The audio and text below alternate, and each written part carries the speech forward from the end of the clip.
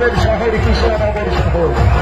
আর এই কৃষ্ণনগর শহর এই শুভ সকালে এমন একটা মনোরম নৃত্য চলছে যা অভাবনীয়, অকল্পনীয়। চালিয়ে যান, আনন্দ করুন।